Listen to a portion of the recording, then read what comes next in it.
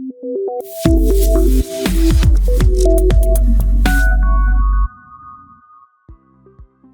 you start writing more C programs, you will notice something very common. Your code will break, sometimes with clear errors, sometimes with confusing ones.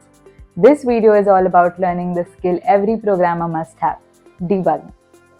We'll understand different types of errors, compilation errors, runtime errors, and logical errors, and how to read the error messages. Understanding compiler error messages. Compiler errors are the errors that stop your program from compiling. They happen because of mistakes in syntax, missing semicolons, undeclared variables, wrong data types, missing braces, etc. The good news is that the compiler tells you where the problem is and why it occurred. Here are some common compilation errors. For example, in the first you can see there's a missing semicolon, second an undeclared misspelled variable, and third you can see a type mismatch. We can see in these particular examples for here missing braces, wrong operator usage, and missing header files. Now let's talk about bug. What is a bug? A bug is simply a mistake in your code that causes wrong behavior, wrong output, unexpected results, or a crash. There are 4 types of error codes that you will meet repeatedly. First, for example, is CE, compilation error or syntax error, RE, runtime error, WA, wrong answer, which is a logic mistake, and TLE is a time limit exceeded or an infinite loop. Now let's try and understand runtime errors. Runtime errors appear after successful compilation but cause the program to crash or behave unexpectedly. Some common runtime errors are division by zero, invalid memory access, accessing arrays out of bounds, infinite loops, null pointer difference, uninitialized variables, invalid input handling, etc. Logical errors. Logical errors do not crash the program. Instead, the program runs normally but gives incorrect output.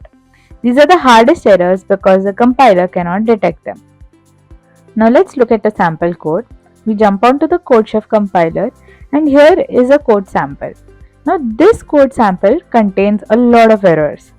We cannot run it. We can run it, but you will see all of the errors that every line of the code has. Now let's try running the program and I'll tell you what I'm talking about. Now here you can see whatever errors are in the code.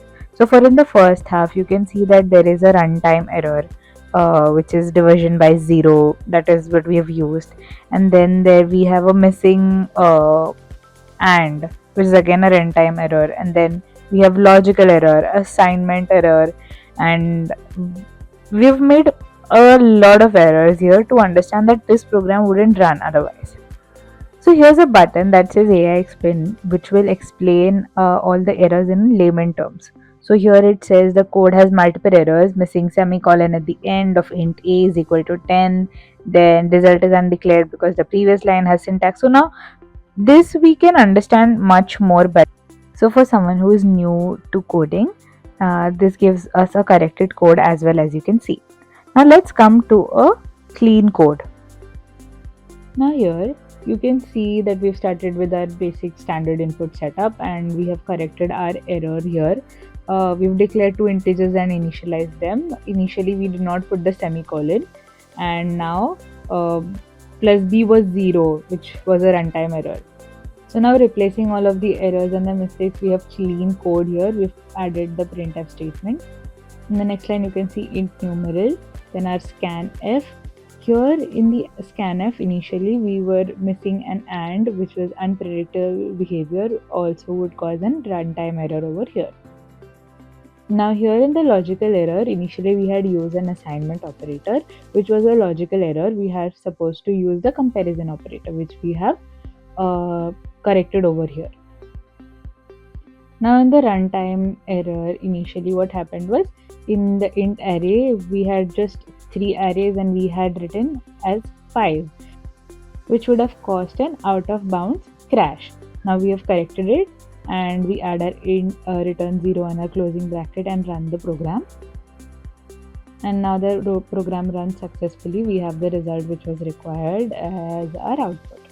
And that's your beginner-friendly introduction to debugging in C. We explored compilation errors, runtime errors, and logical errors and learned how to read and understand error messages. Keep practicing, and I'll see you in the next one.